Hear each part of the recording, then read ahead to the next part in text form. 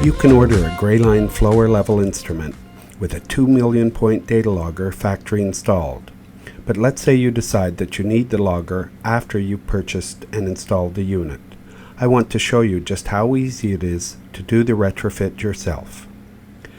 Start by noting that there's no reference to data logger in the menu system.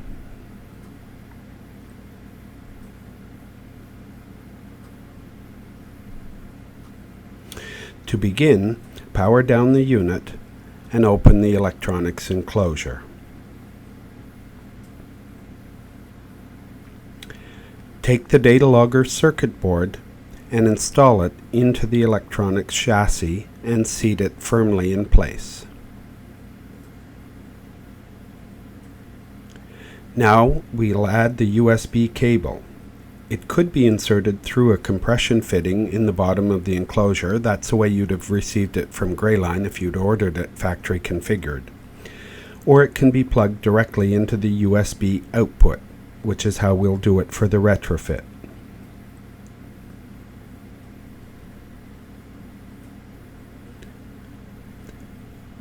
With the cable tucked away, we close the cover and power the instrument back up.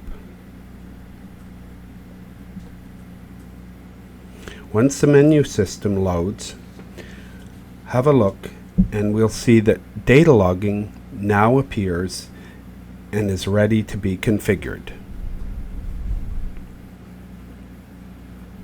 After the logger's been running, to retrieve data, we begin by opening the enclosure and we plug any USB flash drive into the USB cable.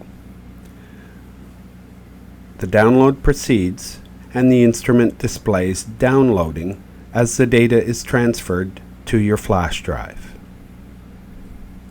The time of the download depends on the amount of data that's been stored, but once the download is completed, the instrument displays completed.